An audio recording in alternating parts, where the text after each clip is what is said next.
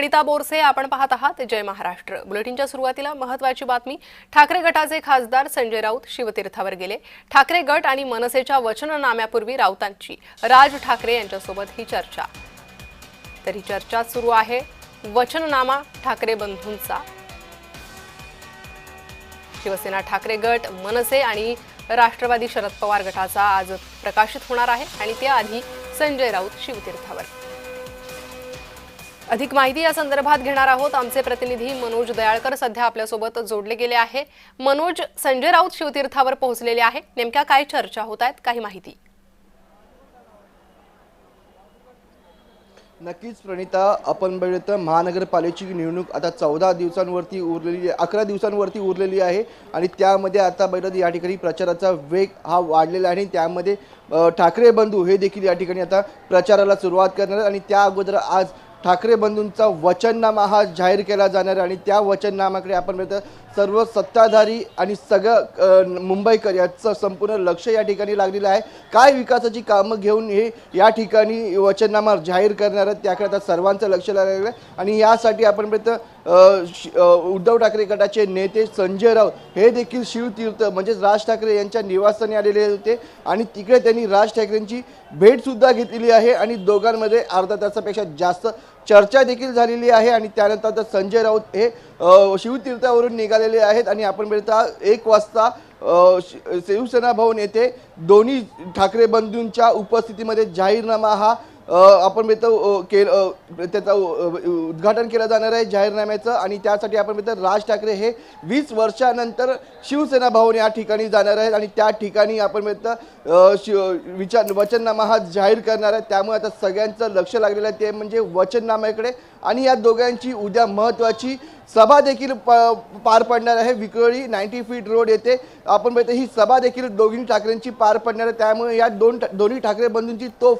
कशी सत्ताधाऱ्यांवरती कडाडणार आहे हे देखील तेवढंच पाहणं महत्त्वाचं आहे, कारण की महानगरपालिकेची निवडणूक आहे आणि निवडणुकी आधीच आपण बघतो मोठ्या संख्येने सत्ताधाऱ्यांचे उमेदवार या ठिकाणी निवडून आलेले आहेत आणि त्यावरती प्रश्न निर्माण हा केला गेलेला आहे विरोधकांकडून आणि त्यावरती आता उद्धव ठाकरे आणि राज ठाकरे कशा प्रकारे आपली तोफ कळवता हे देखील तेवढंच पाहणं महत्त्वाचं आहे। पण आपण या ठिकाणी बघितलं तर आज सर्वात महत्त्वाची गोष्ट म्हणजे आज ठाकरे बंधूंचा जाहीरनामा हा जाहीर केला जाणार आहे आणि या जाहीरनाम्यामध्ये मुंबईकरांसाठी काय आहे, कारण की भरपूर वर्षांनी या महापालिकेच्या निवडणुका लागलेल्या आहेत आणि सातत्याने आपण बघतो या ठिकाणी महायुतीकडनं ठाकरे बंधूंवर टीका केली जाते, उद्धव ठाकरे यांच्यावरती टीका केली जाते, कारण की 25 वर्ष आपण बघतो उद्धव ठाकरे हे महानगरपालिकेवरती सत्ता गाजवत होते पण यंदा काही पूर्णपणे बदल घडवायचा आहे, यंदा महायुतीचा झेंडा या ठिकाणी फडकवायचा आहे। त्यामुळे आता या वचननाम्यामध्ये आपण बघितलं तर कशा प्रकारे उद्धव ठाकरे वचननामा जाहीर करतात आणि राज ठाकरे जाहीर करतात आणि त्या वचननाम्यामध्ये मुंबईकरांसाठी काय हे तितकंच पाहणं महत्त्वाचं ठरणार आहे। अगदी मनोज, आपण जर पाहिलं तर हे दोन्ही ठाकरे बंधू हे मराठी या मुद्द्यावर एकत्र आले होते, त्यामुळे या वचननाम्यात मराठीच्या मुद्द्यावरही ठाकरे बंधू लक्ष देणार आहे का? मराठी माणसासाठी हा वचननामा किती महत्त्वाचा असू शकतो? नक्कीच आपण बघितलं तर या दोघांची सुरुवात एकत्र येण्याची ती झाली म्हणजे मराठीच्या मुद्द्यावरून दोन्ही ठाकरे बंधू एका स्टेजवरती आलेले होते आणि त्यानंतर सातत्याने ठाकरे बंधूंच्या भेटीगाठी या वाढल्या गेलेल्या होत्या आणि आपण बघितलं दोन्ही ठाकरेंनी एकत्र यावं अशी महाराष्ट्राची इच्छा होती आणि त्यानंतर महाराष्ट्राची इच्छा जी आहे तीच नक्की ठरेल हे असं उद्धव ठाकरे आणि राज ठाकरे यांनी देखील सांगितलं होतं आणि त्यानंतर ही आता बघितलं महानगरपालिकेची निवडणूक झाली आणि युती ही झालेली आहे दोघांची या महानगरपालिकेसाठी आणि त्यानंतर आता जाहीरनामा हा केला जाणार आणि जाहीरनाम्यामध्ये जो मराठीचा मुद्दा उपस्थित केला होता ठाकरेंकडनं तो त्यासाठी मराठी माणसांच्या नोकऱ्यांसाठी तसेच मराठी माणसांसाठी जे आपण बघतो मुंबईच्या बाहेर चालले त्यासाठी तर काय महत्त्वाचं असणार आहे, मुंबईमध्येच मराठी माणसांनी राहावं यासाठी आता ठाकरे बंधू काय करणार, तसंच जे बेरोजगार आहेत त्यांना कशा प्रकारे या ठिकाणी मराठी माणसांना नोकरी दिली जाते हे देखील पाहणं महत्त्वाचं ठरणार आहे। त्यामुळे जाहीरनामा हा 1 वाजता शिवसेना भवन या ठिकाणी जाहीर केला जाणार आणि या संदर्भात जाहीरनाम्या संदर्भातील अधिक अपडेट तुमच्याकडनं घेत राहू। तुम्ही असेच माझ्यासोबत जोडलेले राहा। आणखी एक मोठी अपडेट आपल्यापर्यंत येते। तर उद्या ठाकरे बंधूंची तोफ धडाडणार आहे। विक्रोळी पूर्व येथील 90 फीट रोड येथे पहिली सभा ठाकरे बंधूंची होणार आहे। तर ठाकरे बंधू यांनी प्रचाराची सुरुवात उद्यापासून त्यांच्या या प्रचाराची सुरुवात होणार आहे। आज वचननामा जाहीर झाल्यानंतर उद्या ठाकरे बंधूंची तोफ धडाडणार आहे। या संदर्भात अधिक माहिती घेणार आहोत. आमचे प्रतिनिधी मनोज दयाळकर हे सध्या आपल्यासोबत जोडलेले आहे. मनोज, काय अधिक माहिती आहे या सभेसंदर्भात?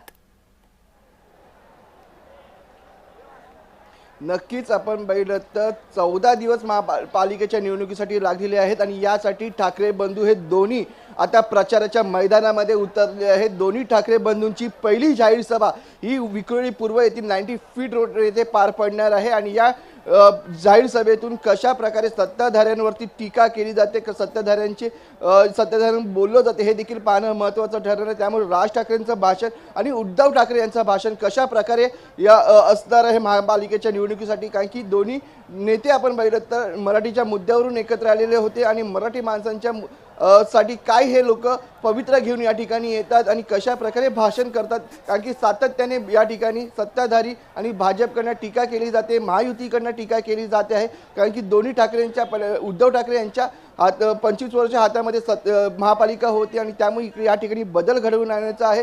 तसंच काल देवेंद्र फडणवीस मुख्यमंत्री देवेंद्र फडणवीस यांनी देखील दोन्ही ठाकरेंवरती टीका केली आहे. तसंच आपण बघितलं जे ठाकरेंचे पुत्र आहेत, चिरंजीव आहेत आदित्य ठाकरे आणि अमित ठाकरे यांच्यावर देखील टीका केलेली आहे. आणि त्यानंतर आता ह्या उद्याच्या सभेमधून कशा प्रकारे आपण बघितलं तर राज ठाकरे आणि उद्धव ठाकरे उत्तर देतात महायुतीला हे तेवढंच पाहणं महत्त्वाचं आहे. पण आपण या ठिकाणी महायुतीमध्ये बघितलं तर शिवसेना, एकनाथ शिंदे गट आणि भाजपच आहे, कारण की या ठिकाणी राष्ट्रवादी ही स्वतंत्र लढत आहे. त्यामुळे एकनाथ शिंदे गटाला आणि भाजपाला कशा प्रकारे उत्तर देते हे तेवढंच पाहणं महत्त्वाचं आहे. त्यामुळे उद्धव ठाकरेंचं भाषण कशा प्रकारे असतं, कारण की उद्धव ठाकरेंवरती शिवसेना चोरलेल्याचा पण दावा या ठिकाणी केला. तसंच महापालिकेची सत्ता 25 वर्ष हातात होती यावरती देखील टीका केली. त्यामुळे उद्धव ठाकरे कशा प्रकारे संबोधित करते हे पाहणं महत्त्वाचं. आणि राज ठाकरे भरपूर वर्षानंतर यांनी उद्धव ठाकरे यांची साथ दिलेली आहे, त्यांच्या सोबत राहिलेले आहेत. त्यामुळे राज ठाकरे देखील कशा प्रकारे कडतात हे तेवढंच पाहणं, कारण की लोकसभेमध्ये राज ठाकरे हे भाजपसोबत होते, नंतर ते आपण विधानसभेला स्वतंत्र लढले होते.